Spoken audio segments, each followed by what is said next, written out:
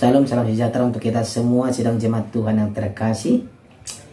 Kita bersyukur atas kebaikan anugerah Tuhan dalam kehidupan kita yang kita rasakan hari ini.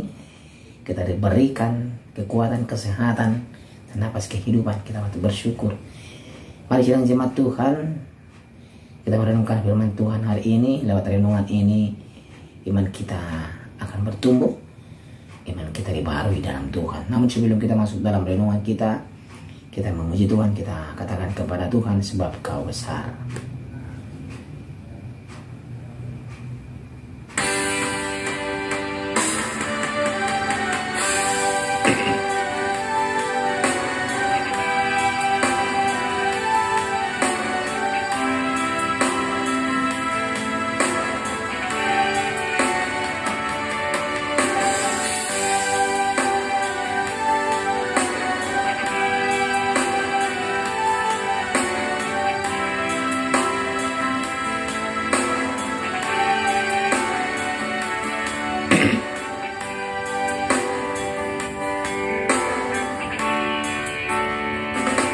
Beri kemuliaan dan hormat, ku angkat suara pujian, ku agungkan namamu. Ku beri kemuliaan dan hormat, ku angkat suara pujian, ku agungkan namamu. Sebab Kau besar, perbuatanmu ajaib, tiada seperti Engkau, tiada seperti Engkau. Sebab Kau besar, perbuatanmu ajaib, tiada seperti Engkau, tiada seperti Engkau. Amin. Firman Tuhan untuk hari ini dari 2 Raja-Raja pasal 18 ayat 17 sampai 37. Demikian firman Tuhan. Sesudah itu Raja Asyur mengirim panglima, kepala istana dan juru minuman agung dari Lakis kepada Raja Hizkia di Yerusalem, disertai suatu tentara yang besar. Mereka maju dan sampai ke Yerusalem. Setelah mereka maju dan sampai di situ, mereka mengambil tempat dekat saluran kolam atas yang di jalan raja pada padang tukang penatu. Dan ketika mereka memanggil-manggil kepada raja, keluarlah mendapatkan mereka Eliakim bin Hilkiah, kepala istana, dan Sebna, panitera negara, serta Yoah bin Asap, bendahara negara.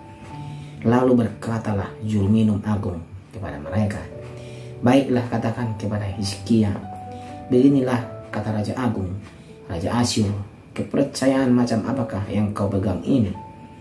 Kau kira bahwa hanya ucapan bibir saja dapat merupakan siasat dan kekuatan untuk perang? Sekarang kepada siapa engkau berharap, maka engkau memberontak terhadap aku. Sesungguhnya engkau berharap kepada tongkat bambu yang patah terkulai itu, yaitu Mesir, yang akan menusuk dan menembus tangan orang yang bertopang kepadanya. Begitulah keadaan Firaun, raja Mesir, bagi semua orang yang berharap kepadanya. Dan apabila kamu berkata kepadaku, kami berharap kepada Tuhan Allah kami, bukankah Dia itu yang bukit-bukit pengorbanannya dan mezbah-mezbahnya telah dijauhkan oleh Hizkia, sambil berkata kepada Yehuda dan Yerusalem, di depan mezbah yang di Yerusalem inilah kamu harus sujud menyembah. Maka sekarang baiklah, bertaruh dengan tuanku Raja Asyur. Aku akan memberikan 2000 ekor kuda kepadamu, jika engkau sanggup memberikan dari pihakmu orang-orang yang mengendarainya. Bagaimanakah mungkin engkau memukul mundur satu orang perwira, tuanku yang paling kecil, padahal engkau berharap kepada Mesir dalam hal kereta dan orang-orang berkuda? Sekarang pun adakah di luar kehendak Tuhan aku maju melawan tempat ini untuk memusnahkannya? Tuhan telah berfirman kepadaku, majulah menyerang negeri itu dan musnahkanlah itu. Lalu berkatalah Eliakim bin Hilkiah, Sebna dan Yoah kepada juru minum agung, silakan berbicara dalam bahasa Aram kepada hamba-hambamu ini, sebab kami mengerti, tetapi janganlah berbicara dengan kami dalam bahasa Yehuda sambil didengar oleh rakyat yang ada di atas tembok. Tetapi juru minum agung berkata kepada mereka, adakah tuanku mengutus aku untuk mengucapkan perkataan-perkataan ini hanya kepada tuanmu dan kepadamu saja? Bukankah juga kepada orang-orang yang duduk di atas tembok, yang memakan tahinya dan meminum air kencingnya bersama-sama dengan kamu? Kemudian berdirilah juru minum agung dan berserulah ia dengan suara nyaring dalam bahasa Yehuda. Ia berkata, dengarlah perkataan Raja Agung, Raja Asyur. Beginilah kata Raja, janganlah Hizkia memperdayakan kamu, sebab ia tidak sanggup melepaskan kamu dari tanganku. Janganlah Hizkia mengajak kamu berharap kepada Tuhan dengan mengatakan, tentulah Tuhan akan melepaskan kita dan kota ini tidak akan diserahkan ke dalam tangan Raja Asyur.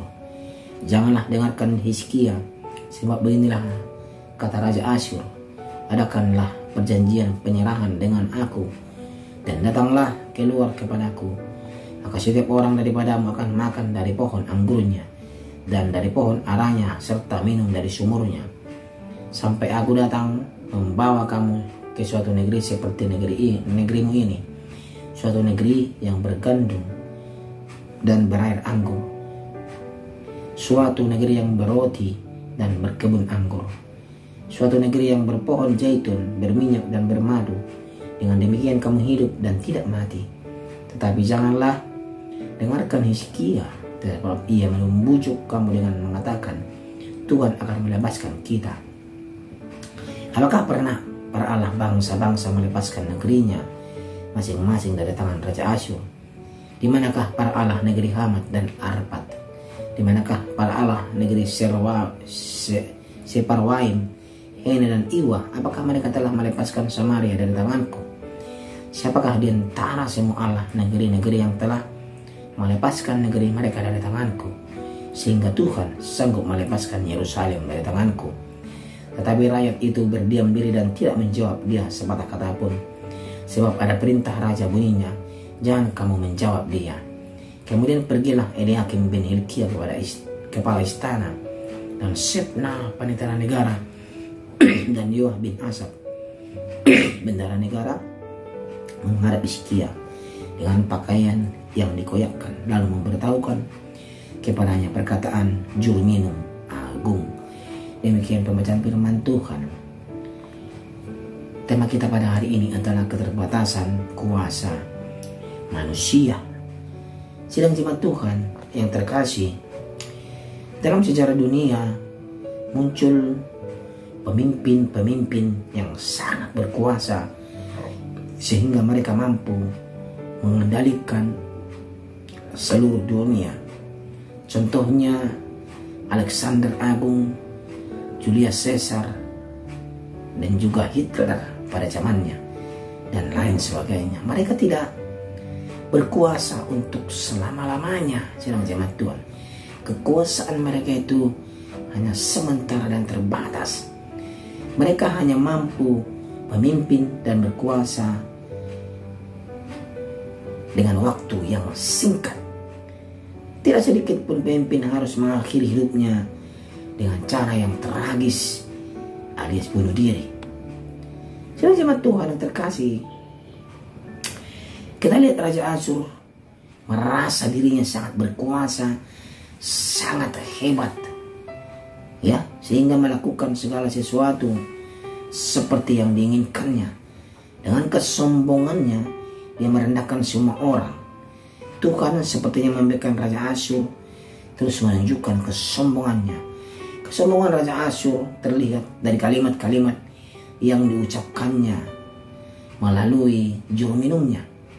Memang Tuhan berkali-kali memakai bangsa kafir, termasuk Asyur, untuk menghukum umatnya, ya, jemaat Tuhan. Memang Tuhan pakai. Tetapi pernyataan Raja Asyur jelas menunjukkan kesombongannya, seolah-olah Tuhan pun berpihak kepadanya.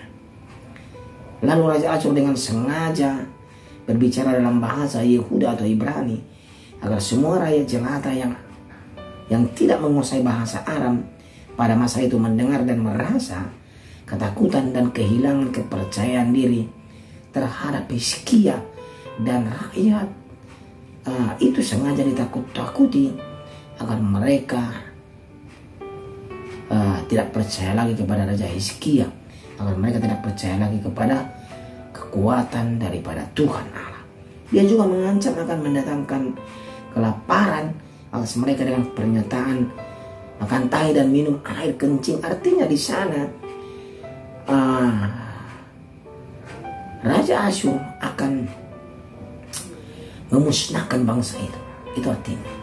Dan akan melakukan segala cara untuk memusnahkan bangsa itu. Hal yang paling menyinggung adalah hinaannya terhadap Tuhan yang disamakan dengan Allah bangsa-bangsa lain yang dapat ditaklukkannya. Inilah suatu kesalahan yang dilakukan oleh Raja Asyur. Dia mengatakan Allah lain bisa saya hancurkan. Mengapa Allah kalian tidak bisa saya hancurkan? Pasti saya hancurkan, kata. Ini kesombongan yang luar biasa. Padahal manusia adalah makhluk yang ada keterbatasannya sama Tuhan. Tapi Tuhan Allah tidak ada terbatas. Ya, sejak awal kita lihat Tuhan dapat menghancurkan Raja Asyur sebenarnya dan bangsanya. Akan tetapi Tuhan ingin menunjukkan kesetiaannya kepada Hizkia dan umatnya. Tuhan selalu memberikan kesempatan kepada orang-orang untuk bertobat. Namun kesempatan itu justru digunakan untuk menyombongkan diri seperti Raja Asyur. Kekuasaan Tuhan itu tidak terbatas dalam zaman Tuhan. Sementara kekuasaan manusia sifatnya sesaat terbatas. Seperti pemimpin-pemimpin yang muncul tadi di dunia ini. Kekuasaan mereka terbatas. Janganlah takut terhadap orang-orang yang berkuasa di dunia ini. Belajar mempercayai Tuhan dan tidak mengandalkan manusia dalam situasi yang paling sulit sekalipun. Ya, jangan merasa kita hebat, kita sombong karena kita memiliki ini, memiliki itu untuk mengalahkan orang lain, untuk memusnahkan orang lain, untuk menaklukkan dunia ini. Tetapi ingat sekali jemaat Tuhan, manusia adalah makhluk yang serba terbatas, memiliki keterbatasan. Tetapi Tuhan Allah tidak terbatas. Jangan pernah kita menyombongkan diri di hadapan umat Tuhan. Jangan pernah kita menyombongkan diri di hadapan Tuhan Allah. Karena Tuhan Allah akan memberikan hukuman yang berat untuk kita. Ya, ingat, manusia memiliki keterbatasan dan Tuhan Allah tidak. Dan hari ini kita belajar bahwa keterbatasan kuasa manusia itu ada, tapi keterbatasan Allah tidak ada sedang jemaat Tuhan. Oleh karena itu kita tidak boleh menyombongkan diri. Amin. Kita berdoa, terima kasih ya Tuhan untuk firman-Mu hari ini yang mengajari kami bahwa kuasa manusia memiliki keterbatasan, tetapi kuasa Allah tidak memiliki keterbatasan. Karena itu Tuhan, kami belajar agar kami tidak menyombongkan diri dan tidak mengandalkan pemikiran kami saja, tapi kami mau mengandalkan Tuhan dan hidup kami mau dituntun oleh Tuhan. Dalam nama Tuhan Yesus Kristus kami berdoa. Amin.